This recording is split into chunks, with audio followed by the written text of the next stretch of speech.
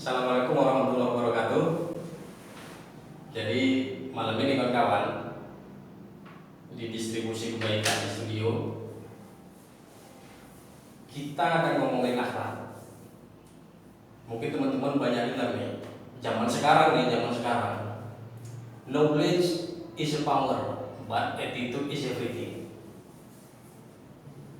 Ilmu yang nomor satu, kekuatan utama, tapi akhlak itu segalanya. Attitude sebenarnya kalau bahasanya, tingkah laku.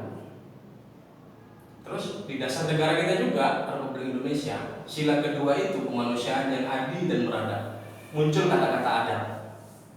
Nah, kalau kita mundur lagi ke belakang di sejarah Kesultanan Yogyakarta, itu ada semboyan ataupun kata bijak ataupun moto, yaitu Surodiro Jayoningrat Lebur Dinding Pangastuti. Itu masih dipakai sampai sekarang. Kalau kita masuk di Sultan Yogyakarta, itu adalah segala kedengkian, kejahatan, angkara murka itu akan hancur lebur dengan budi pekerti.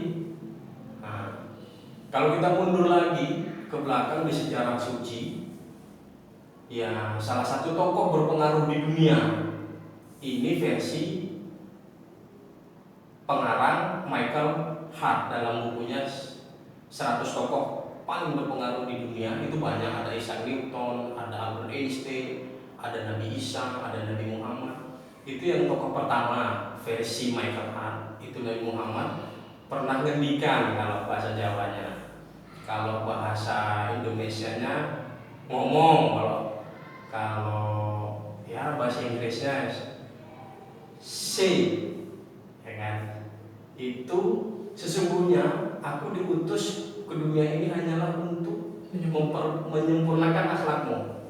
Nah, malam ini karena dari zaman dulu sampai sekarang ini, sampai di era digital pun masih penting akhlak itu seperti apa. Malam ini di studio kita sudah hadir narasumber kita, yaitu Dr. Andes Haji Yusuf Hadi MA. Beliau adalah Dewan Pendidikan di Deli Serdang, dan juga di sela-sela kehidupannya adalah aktif di Forum Kerukunan Umat Beragama. Dan satu lagi teman-teman, pastinya beliau adalah ayah kandung saya. Jadi kan Pak, saya manggilnya apa? Akhlak itu seperti apa Pak? Akhlak itu seperti apa? Sebuah tingkah laku kita, tutur kata kita dengan orang tua, dengan para guru, ada aturan dari Allah Subhanahu wa taala, itulah batasannya. Jadi ada punya batas-batasan Allah tentang akhlak seorang pada orang tuanya, dengan gurunya, dengan teman-temannya, dengan teman bisnisnya. Ada aturan-aturan. Itulah batasan-batasan Allah. Pada teman bisnisnya, teman-teman sekantornya, teman kawan seiringnya, dengan tutur katanya, semua ada di sana. Seperti kami di Majelis Ulama, di Basnas, tetap ada etikanya, ada tutur katanya yang baik yang diatur oleh agama kita. Batasan ya Pak? Batasan. Etika, tata cara baik dari tutur kata, tingkah laku, kepada teman kerja, kepada orang tua, kepada makhluk, kepada makhluk, semua makhluk. Berarti misalnya terhadap hewan, terhadap binatang itu pun diatur akhlak. Akhlak diatur. Terhadap lingkungan.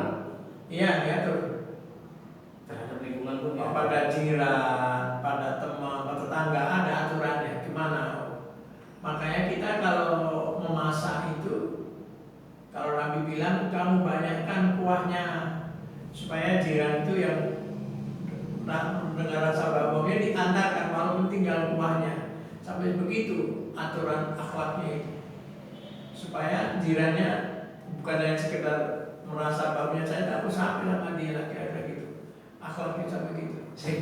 Sampai hal sekecil ini ya Pak ya. Sampai hal bagaimana dalam kita bertingkah laku terhadap tetangga. Hal terkecil pun ya. Sampai masak itu pun ada akhlaknya lah ya. Masak itu ada akhlaknya ya. Bahwa tetangga kita ya yang mencium baunya pun kalau bisa dapat. Ada. Luar biasa. Kalau terhadap lingkungan, Pak, kalau terhadap lingkungan itu akhlak seperti apa misalnya? Batasannya. Batasannya pada lingkungan. Kita kan disuruh berbuat baik dengan lingkungan kita. Makanya kan rupanya kalau ada saluran itu kita berusaha saluran kita harus bagus gitu. Dengan jiran itu kita nggak boleh. Pokoknya kan kita berjiran ini, saluran kita harus lancar, jangan ganggu jiran kita. Kita sampai gitu aturannya itu. Iya, kalau jadi akhlak itu hal-hal besar ya, Pak. Nah, ya. Masalah bagaimana kita mengatur tata letak saluran air lah ya. Untuk keluar itu pun ada etikanya. Sampai sedetail itu ya, Pak. Batasan etikanya. Kalau hal terhadap makhluk yang lain lah, kita bilang lah, yang hewan, tumbuhan, akhlak itu seperti apa? Pamannya tadi saya bilang tentang hewan kurban ya, kan harus tajam pisau kita dan ditutup matanya waktu mau potongnya, sehingga punya etika yang baik. Waktu kita memotong ayam ya dijaga betul, akhlaknya sampai dijaga seperti itu. Begitu pisau tajam betul, makanya istilahnya hewan tidak merasa sakit karena tajam betul pisaunya, sehingga dia dengan tenang cepat matinya. Maka tidak boleh disiksa binatang yang disembelih itu. Makanya itulah aturan Islam tapi seperti itu. Jadi kita begitu potong dia dengan baik dan pisaunya tajam, yang megangnya yang bagus juga, kira-kira makanya begitu matinya binatang itu dengan sepatnya, insya Allah dia akan merasa nyaman dan kita pun akan merasa nikmat dengan baik pada waktu. Jadi kalau kita memotong yang baik, insya Allah apanya sampai ada istilah orang kalau yang simpel motong tuh baunya enggak apa-apa katanya. Sebenarnya harus tajam aja ini. Iya. Kalau kita harus tajam aja. Oke. Jadi teman-teman, sesingkat ini pembelajaran kita itu juga kita mendapatkan hal yang baik. Jadi akhlak itu kalau kita berbicaranya tinggi lah ya, menara gading mungkin.